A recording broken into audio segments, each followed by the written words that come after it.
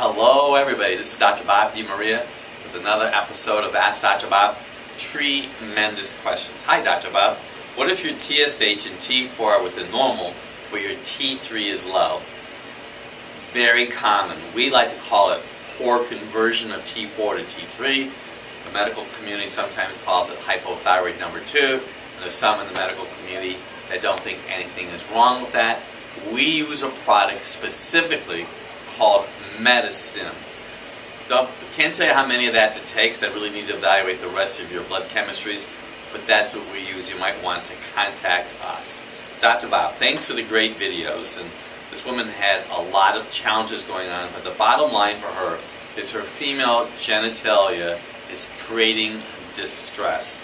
She also had an issue with Lyme disease, taking a drug, quote unquote, called gabapentin. It masked the pain for a while. She wanted to know my opinion. I know there are probably other ladies out there that wanted to ask this question but didn't know how to ask it. So the first thing I would do is I would check for parasites, either with a CBC with a differential, maybe a colon culture, and or nutritional microscopy. I know that we see so many individuals today in our practice with these chronic health challenges that have a parasite problem. It is, I don't want to use the word epidemic, but it's really common. So and you need to find someone. I noticed that I think you're about in Chicago. It's about a 6-hour drive. You really should come to see us so we can help you drill down to find out exactly what's going on. But parasites would be my first guess. Dr. Bob, what do you suggest for ulcers and gastritis? Well, if you want a food remedy, it's cabbage. Slice it thin, saute it raw. Cabbage does tremendous. It's a green food. We also use chlorophyll. We use a product called ChloroCabs. Chlorophyll promotes healing. Dr. Bob, you recommend going grain-free for sleep apnea. Would that include beans? You know, I don't eat a lot of beans. I eat green beans, but I don't really eat lentils and pinto beans. I'm not telling you that I don't ever eat them. You know, there's some people that it's not a grain, but it can alter the physiology. You know, probably the best thing for you to do is get some nitrazine paper, which we have available, and just check your own pH and see if you tend to be acid. People that tend to be acid have a greater chance to have sleep apnea. Dr. Bob, I have a friend who experienced breast cancer and is undergoing chemo. Thinks she's cancer-free at this time. She located a site that recommended cod liver oil, and he wanted to know my opinion. First, anytime that somebody has breast cancer and they've had breast surgeries or chemo, I would get a urine estrogen test, which we do in our practice. I would do a urine iodine test, and I would do a vitamin D, and I would have thermography done, breast thermography. The thermography will tell us how your lymph is draining from your armpits. The vitamin D, we know that there's a term, and I want you to do some search on this, called apoptosis.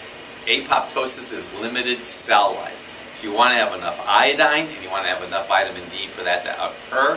And you don't want too much of the estrogen 16, which can create proliferation of tissues in your body. So I hope that this helped make a difference for you. Dr. Bob, I have a few issues regarding my hormones and breast health. A few years ago I got a tumor on my breast and I got little bumps around my nipple that I never had before. A lot of anxiety.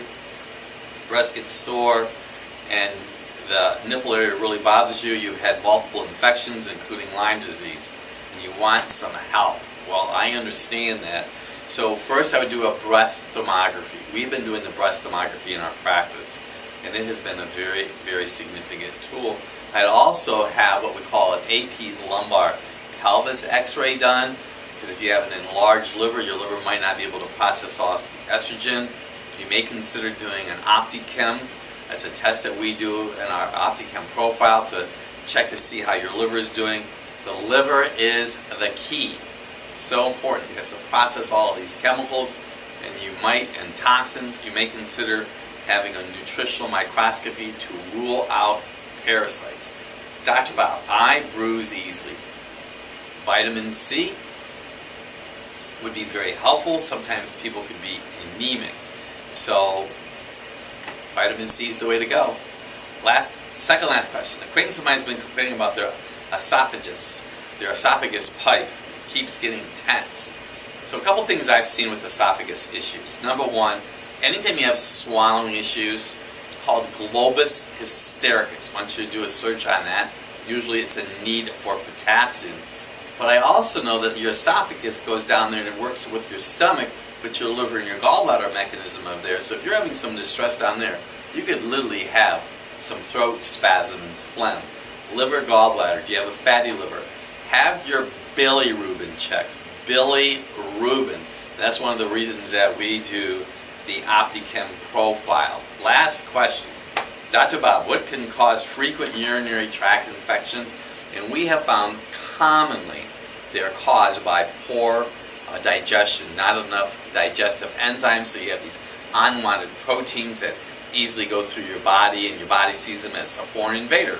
Tremendous questions. Pass this on. I know this is going to make a difference in people's lives. And you know what? I want to invite you to come to our office. You know, people suffer from around the world, and they have health issues, and they don't know where to go. We constantly have conversation with individuals that have been managed poorly by their healthcare providers. You just might come and just give us a chance to see if we can help get down to the cause of your problem. I'm Dr. Bob DiMaria.